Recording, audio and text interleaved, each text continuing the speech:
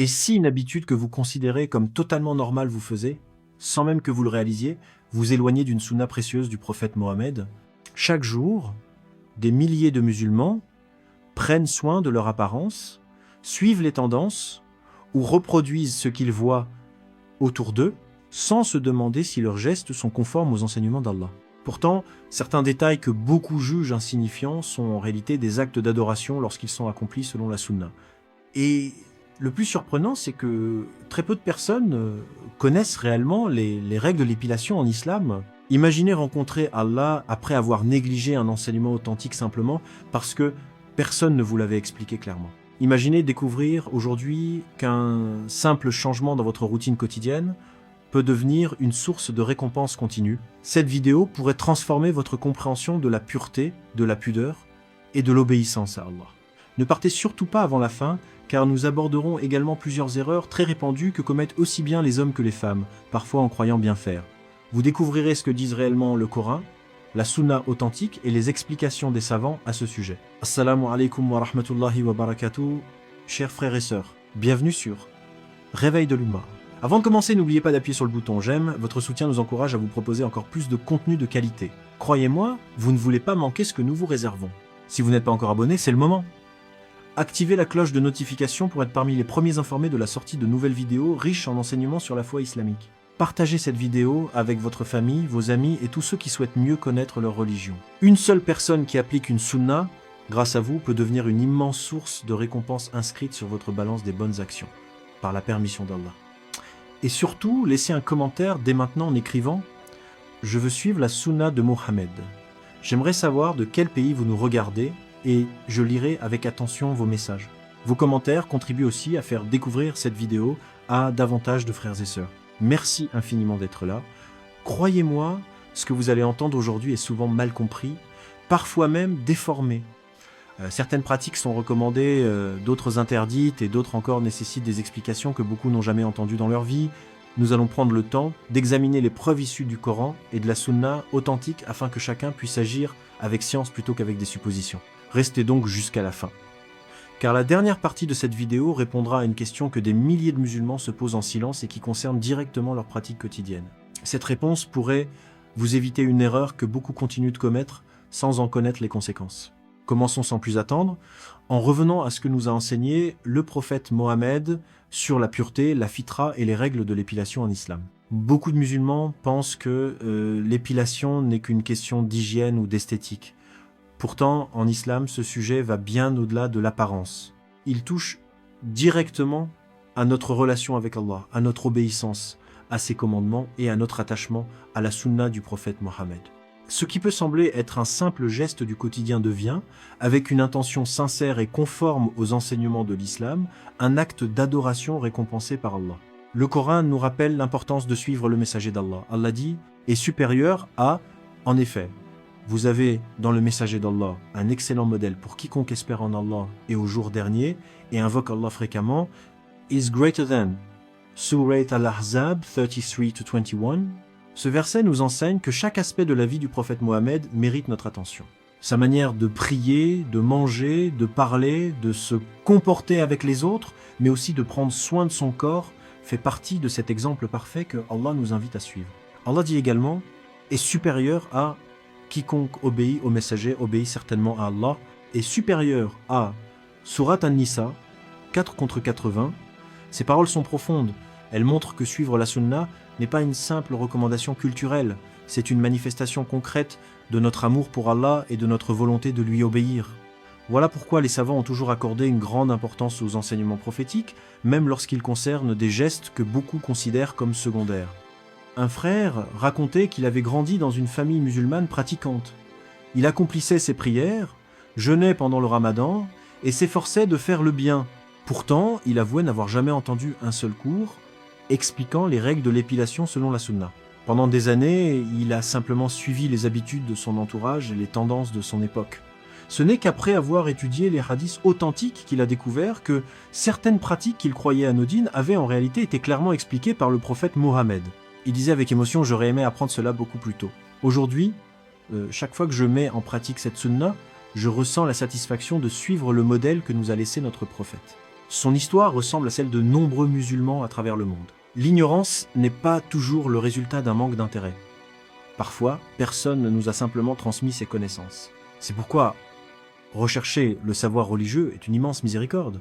Une seule information authentique peut transformer des habitudes quotidiennes en œuvres récompensées par Allah. Mais une question demeure.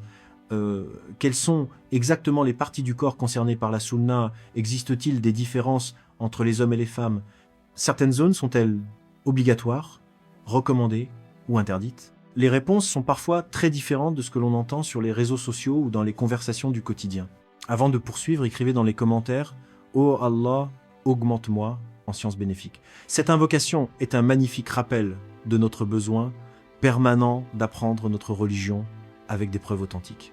Et restez bien jusqu'à la prochaine partie, car nous allons découvrir les pratiques de la foi fitra-foi enseignées par le prophète Mohammed, des enseignements que beaucoup connaissent de nom, mais dont très peu comprennent réellement toute la sagesse. Pour comprendre les règles de l'épilation en islam, il faut d'abord connaître un principe fondamental enseigné par le prophète Mohammed, la fitra, c'est-à-dire la disposition naturelle et saine que Allah a donnée à l'être humain. Les actes liés à la fitra ne sont pas de simples habitudes d'hygiène. Ils rappellent aux croyants que son corps est un dépôt confié par Allah et qu'il doit en prendre soin conformément à la révélation.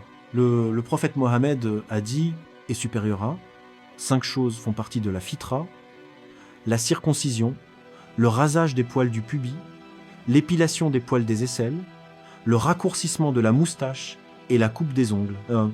Qui est supérieur à, rapporté notamment par Al-Bukhari et Muslim. Ce hadith authentique est l'un des principaux fondements concernant ce sujet. Il montre que certaines pratiques sont fortement recommandées et font partie de la tradition prophétique. Commençons par les poils du pubis. La sunna enseigne qu'il est recommandé de les enlever régulièrement. Les savants expliquent que cela participe à la pureté, à l'hygiène et au confort du croyant. La méthode employée peut varier, rasage, coupe, crème dépilatoire ou tout autre moyen licite qui ne cause pas de préjudice. L'objectif est de respecter l'enseignement du prophète Mohammed tout en préservant sa santé. Viennent ensuite les poils des aisselles. Le prophète Mohammed recommandait également de les enlever. À son époque, les compagnons les arrachaient souvent, mais les savants précisent que si cela est difficile ou douloureux, le rasage ou toute autre méthode licite est permis. Ce qui compte est d'atteindre le but recherché, maintenir la propreté, conformément à la sunna. Pour les hommes, la question de la moustache est également abordée dans plusieurs hadiths authentiques. Le prophète Mohammed encourageait à la raccourcir afin qu'elle ne recouvre pas les lèvres. Quant à la barbe, de nombreux hadiths authentiques indiquent qu'elle doit être laissée pousser. Les savants ont expliqué ce sujet en détail, avec des avis juridiques concernant son entretien. Mais tous reconnaissent l'importance de respecter les enseignements prophétiques avec sincérité et science. Pour les femmes, les règles ne sont pas exactement les mêmes. Elles sont également concernées par les pratiques de la fitra, notamment pour les poils des aisselles et du pubis.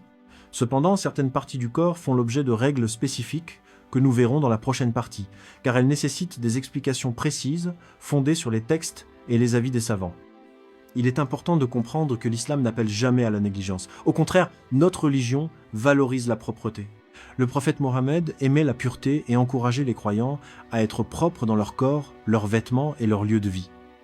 Cette beauté extérieure reflète également un effort intérieur pour obéir à Allah. Un jeune converti racontait qu'avant de découvrir l'islam, il pensait que la religion concernait uniquement les prières et le jeûne. Lorsqu'il a appris que même des gestes aussi simples que couper ses ongles ou enlever certains poils faisaient partie des enseignements prophétiques, il a été profondément touché. Il disait « J'ai compris que l'islam guide le croyant dans tous les aspects de sa vie. Rien n'est laissé au hasard. » Cette découverte a renforcé son amour pour la sunna et lui a montré que chaque détail peut devenir une adoration lorsqu'il est accompli pour Allah. Mais attention, tout ce qui concerne l'épilation n'est pas permis. Certaines pratiques très répandues aujourd'hui ont été clairement interdites par le prophète Mohammed. Beaucoup de personnes les suivent par mode ou par imitation, sans connaître les avertissements contenus dans les hadiths authentiques. Avant de continuer, écrivez dans les commentaires « Oh Allah, aide-moi à suivre la sunna ». C'est une belle invocation et un engagement à rechercher la vérité avec humilité. Ne quittez surtout pas cette vidéo, car la prochaine partie révélera les limites à ne jamais franchir et les erreurs qui peuvent priver un croyant d'une récompense ou l'amener à désobéir à Allah sans même s'en rendre compte. Après avoir découvert les pratiques de la foi fitra, une question essentielle se pose. Y a-t-il des limites à ne jamais dépasser? La réponse est oui. L'islam ne laisse pas chacun décider seul de modifier son apparence selon les modes ou les tendances. Allah a établi des règles, et le prophète Mohammed les a expliquées avec clarté. C'est pourquoi il est indispensable de distinguer ce qui est recommandé de ce qui est interdit. L'une des questions les plus fréquentes concerne les sourcils, en particulier chez les femmes, mais aussi chez certains hommes. À ce sujet, les textes sont explicites. Il est rapporté dans des hadiths authentiques que le prophète Mohammed a mis en garde contre l'épilation des sourcils lorsqu'elle est faite dans le but de modifier leur forme par recherche de beauté. Les savants expliquent que cette interdiction vise le fait de changer volontairement la création d'Allah pour des raisons esthétiques. Allah rapporte les paroles de Satan dans le Coran est supérieur à « Je leur commanderai et ils altéreront la création d'Allah » est supérieur à Surat An-Nisa 4 contre 110 à 9. Les savants précisent toutefois que ce verset ne concerne pas toute modification du corps. Ce sont les hadiths qui expliquent les cas particuliers. Ainsi, lorsqu'il existe une nécessité réelle, comme un problème médical, une malformation ou des poils anormalement abondants qui causent un préjudice reconnu, certains savants ont mentionné des exceptions. Cela montre une fois encore que l'islam est une religion de justice, de sagesse et de miséricorde, et qu'il faut toujours revenir aux explications des gens de science plutôt qu'aux rumeurs ou aux réseaux sociaux. Une autre erreur fréquente consiste à croire que plus une pratique est populaire, plus elle est acceptable. Beaucoup reproduisent ce qu'ils voient chez des célébrités ou des influenceurs sans se demander si cela plaît à Allah. Pourtant, le croyant ne prend pas les modes comme référence, il prend le Coran et la Sunna comme guide. Allah dit est supérieur à. Il ne convient pas à un croyant ou à une croyante, une fois qu'Allah et son messager ont décidé d'une chose, d'avoir encore le choix dans leur façon d'agir. Is greater than Surat Al-Ahzab 33-36.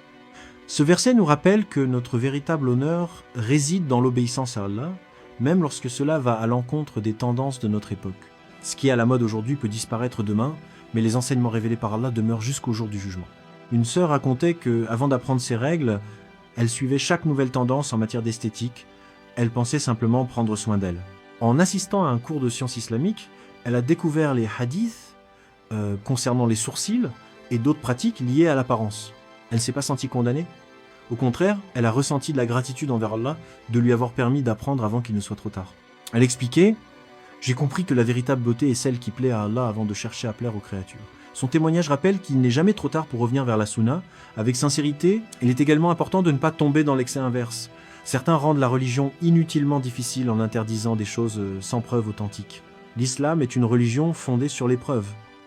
Lorsqu'Allah ou le prophète Mohammed ont interdit une chose, nous l'acceptons avec confiance. Mais nous ne devons pas déclarer illicite ce qu'Allah n'a pas interdit. Voilà pourquoi il est essentiel de rechercher la science auprès de savants reconnus et de vérifier les preuves avant de transmettre une information. Écrivez maintenant dans les commentaires « Ô Allah, guide-moi vers la vérité et éloigne-moi des innovations et des erreurs ». Cette invocation est un rappel que chaque croyant a besoin de la guidance d'Allah pour distinguer le vrai du faux. Mais ce n'est pas tout. Beaucoup de musulmans respectent certaines règles, tout en commettant d'autres erreurs très répandues, parfois sans jamais les remettre en question. Dans la prochaine partie, nous allons découvrir les erreurs que des milliers d'hommes et de femmes commettent concernant l'épilation, des erreurs qui se sont banalisées dans de nombreuses sociétés. Vous pourriez être surpris par certaines d'entre elles, alors restez bien jusqu'à la suite. Maintenant que nous avons vu ce qui est recommandé et certaines limites fixées par la Sunna, il est temps d'aborder un sujet délicat, les erreurs que des milliers de musulmans commettent chaque jour sans même s'en rendre compte. Ces erreurs ne sont pas toujours le résultat d'une mauvaise intention. Bien souvent, elles viennent de l'ignorance, de l'habitude ou de l'influence de la société. Mais un croyant sincère cherche toujours à corriger ses actes lorsqu'il découvre la vérité. La première erreur est de faire passer la mode avant la sunna. Aujourd'hui, les réseaux sociaux exercent une influence immense. Chaque semaine apparaît une nouvelle tendance concernant l'apparence, le visage ou le corps. Beaucoup suivent ces pratiques simplement parce qu'elles sont populaires, sans se demander « Est-ce que Allah est satisfait de cela? Est-ce que le prophète Mohammed nous a enseigné cette manière d'agir ?» Pourtant, Allah nous met en garde dans le Coran est supérieur à « Si tu obéis à la majorité de ceux qui sont sur la terre, ils t'égareront du sentier d'Allah. Ils ne suivent que des conjectures et ne font que supposer. » Is greater than Surat Al-An'am 6-116. Ce verset nous rappelle une vérité essentielle. La vérité ne dépend pas du nombre de personnes qui suivent une pratique. Même si une habitude est répandue dans le monde entier, elle ne devient pas correcte si elle contredit les enseignements d'Allah et de son messager. La deuxième erreur consiste à négliger complètement les pratiques de la fitra. Certaines personnes laissent passer des mois, voire des années, sans enlever les poils des aisselles ou du pubis, pensant que cela n'a aucune importance. Pourtant, le prophète Mohammed nous a enseigné que ces actes font partie de la nature saine voulue par Allah.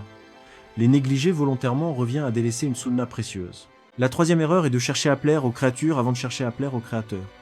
Combien de personnes modifient leur apparence uniquement par peur du regard des autres? Elles redoutent les critiques de leurs amis, de leurs collègues ou des réseaux sociaux, mais oublient que le regard qui compte réellement est celui d'Allah. Le prophète Mohammed nous a appris que les actes valent par leurs intentions. Si un croyant entretient son corps pour obéir à Allah et suivre la sunna, ce geste quotidien peut devenir une source de récompense. Mais si son unique objectif est l'ostentation ou l'imitation aveugle des modes contraires à l'islam, il doit réexaminer son intention et revenir vers Allah avec sincérité. Un frère racontait que, avant de pratiquer sérieusement sa religion, il imitait toutes les tendances qu'il voyait sur Internet. Il ne se demandait jamais si elles étaient compatibles avec l'islam. Après avoir commencé à étudier les hadiths, il a compris que la véritable liberté ne consiste pas à suivre chaque nouvelle mode, mais à suivre les enseignements révélés par Allah. Il disait « J'ai réalisé que je cherchais l'approbation des gens alors que j'avais oublié de rechercher avant tout l'agrément d'Allah. » Ce changement de perspective a profondément transformé sa vie et sa manière de prendre soin de lui. Une autre erreur est de transmettre des avis religieux sans vérifier leur authenticité. Il arrive souvent d'entendre « Un tel m'a dit que c'était interdit » ou « J'ai vu une vidéo qui disait le contraire ». Pourtant, la religion d'Allah ne se construit pas sur des rumeurs.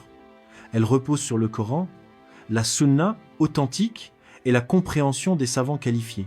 Avant de diffuser une information religieuse, le croyant doit s'assurer qu'elle est fondée sur des preuves solides. Allah dit est supérieur à « Ô vous qui avez cru, si un pervers vous apporte une nouvelle, vérifiez-en l'authenticité. » Surati al-Hujurat, même si ce verset a été révélé dans un contexte précis, les savants en ont tiré un principe général. Le musulman doit vérifier les informations avant de les accepter ou de les transmettre. Cette règle est particulièrement importante lorsqu'il s'agit de la religion. Écrivez maintenant dans les commentaires « Ya Allah, accorde-moi une science authentique et la force de l'appliquer. » Cette invocation exprime le désir sincère de ne pas se contenter de connaître la vérité, mais aussi de la mettre en pratique. Et ne quittez surtout pas cette vidéo, car dans la prochaine partie, nous allons répondre à une question que beaucoup de musulmans se posent. Combien de temps peut-on attendre avant de couper les ongles ou d'enlever les poils des aisselles et du pubis? La réponse du prophète Mohammed est précise, et elle pourrait corriger une habitude que vous avez peut-être depuis des années. Une question revient très souvent, combien de temps un musulman peut-il laisser pousser les poils des aisselles, du pubis ou même ses ongles avant de les couper? Certains pensent qu'il n'existe aucune limite, tandis que d'autres imposent des délais sans preuve. Pourtant, la sunna nous apporte une réponse claire. Le compagnon Anas ibn Malik a rapporté et supérieur à, il nous a été fixé un délai de 40 nuits pour raccourcir la moustache, couper les ongles, épiler les aisselles et raser les poils du pubis. Nous ne devions pas les laisser plus de 40 nuits. Et supérieur à, rapporté par Muslim, ce hadith authentique montre que 40 jours représentent la durée maximale qu'un musulman ne devrait pas dépasser pour ses pratiques de la foi fitra. Cela ne signifie pas qu'il faille attendre 40 jours. Au contraire, dès que le besoin se fait sentir, il est recommandé de les entretenir. Les 40 jours constituent une limite à ne pas dépasser sans raison valable. Quelle sagesse se cache derrière cette recommandation? Les savants expliquent que Allah aime la propreté et que l'islam est une religion qui prend soin du corps autant que de l'âme. En respectant régulièrement ces pratiques, le croyant préserve son hygiène, son confort et suit l'exemple du prophète Mohammed. Ce sont des gestes simples, mais lorsqu'ils sont accomplis avec une intention sincère, ils deviennent des actes d'adoration. Le prophète Mohammed a également dit est supérieur à la purification et la moitié de la foi. Est supérieur à, rapporté par Muslim. Cette parole nous rappelle que la pureté occupe une place immense en islam. Nous pensons souvent à la purification avant la prière, comme les ablutions, mais la religion nous enseigne également à maintenir une hygiène corporelle constante. Le croyant cherche à être propre devant les gens, mais surtout devant Allah. Imaginez deux personnes. Toutes deux accomplissent leur prière et jeûnent pendant le ramadan. La première veille aussi à appliquer les sunnas dans les détails de son quotidien, tandis que la seconde considère ses enseignements comme secondaires et les néglige constamment. Avec le temps, laquelle ressemble plus au modèle laissé par le prophète Mohammed. Ce sont justement ces petits actes répétés avec sincérité qui renforcent l'amour d'Allah et l'attachement à la sunna. Un frère racontait qu'il avait pris l'habitude de noter dans son calendrier un rappel mensuel pour entretenir les pratiques de la foi fitra. Au début, il le faisait simplement pour ne pas oublier. Puis, il a réalisé que chaque rappel était aussi une occasion de renouveler son intention d'obéir à Allah. Il disait « Ce qui me paraissait être une simple routine est devenu un rappel permanent de ma foi. » Voilà comment une habitude ordinaire peut se transformer en adoration. Il est important de préciser que, en cas de maladie, de blessure ou de difficultés particulières, les règles peuvent varier selon les circonstances. L'islam est une religion de facilité et ne demande jamais ce qui dépasse les capacités de chacun. Allah dit dans le Coran est supérieur à Allah, veut pour vous la facilité et ne veut pas la difficulté pour vous. Surat Al-Baqarah, 285. Ce principe général nous rappelle que les prescriptions religieuses s'accompagnent toujours de sagesse et de miséricorde. Cependant, lorsqu'aucun empêchement n'existe, le croyant s'efforce d'appliquer la sunna avec amour et régularité. Écrivez maintenant dans les commentaires. Ya Allah, aide-moi à être constant dans les sunnas du prophète Mohammed. Que cette invocation soit le signe de votre engagement à ne pas limiter votre religion aux grandes obligations, mais à vivre également les magnifiques enseignements de la sunna dans votre quotidien. Mais il reste une question essentielle. Quels sont les immenses bienfaits spirituels et personnels que reçoit celui ou celle qui applique fidèlement ces recommandations? Beaucoup pensent qu'il ne s'agit que d'hygiène, alors qu'en réalité les récompenses sont bien plus profondes. Dans la prochaine partie, nous découvrirons pourquoi suivre ces sunnas peut transformer votre relation avec Allah et renforcer votre foi d'une manière que peu de gens imaginent. À ce stade de la vidéo, vous avez peu être compris que les règles de l'épilation en islam ne concernent pas seulement l'hygiène. Mais il reste une question essentielle. Pourquoi Allah et le prophète Mohammed ont-ils accordé autant d'importance à ces pratiques apparemment simples? La réponse est magnifique. Derrière chaque sunna se cache une sagesse qui profite aux croyants dans cette vie et dans l'au-delà. Le premier bienfait est l'obéissance à Allah.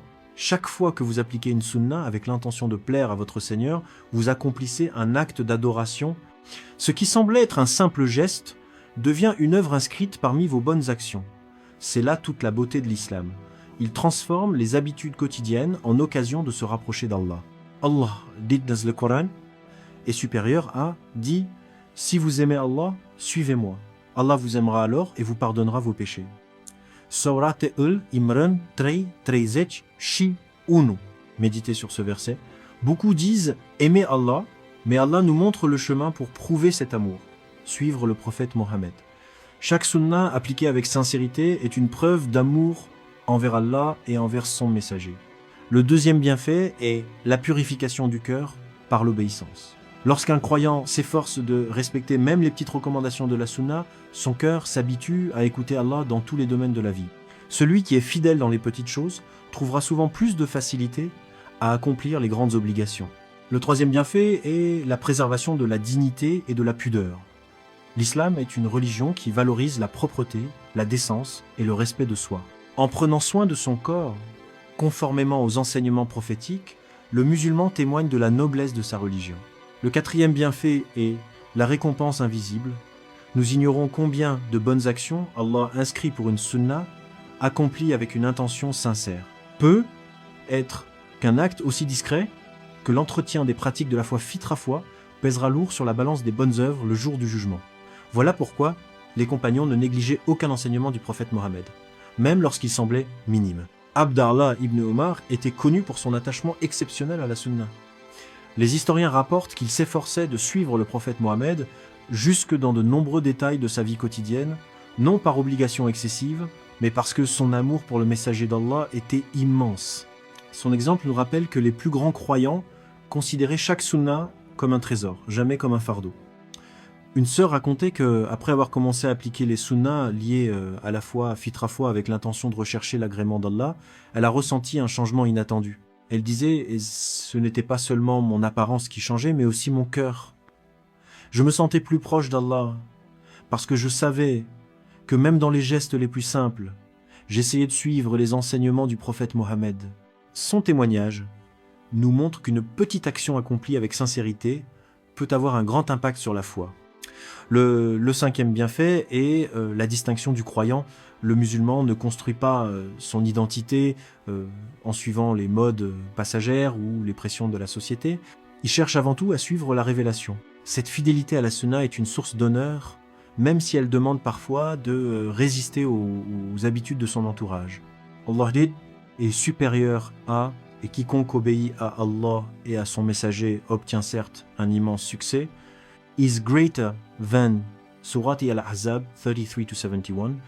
Quel plus grand succès peut-il exister que celui d'être aimé d'Allah, pardonné par lui et guidé sur le chemin du paradis? Voilà pourquoi aucun enseignement authentique de la sunna ne doit être considéré comme insignifiant. Prenez quelques instants pour réfléchir.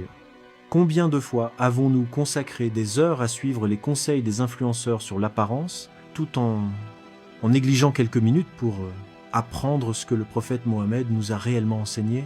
Aujourd'hui et peut être le jour où Allah vous offre l'occasion de changer cela. Écrivez maintenant dans les commentaires « Je choisis la sunna avant les tendances ». Que cette phrase soit un engagement personnel à rechercher l'agrément d'Allah avant celui des créatures.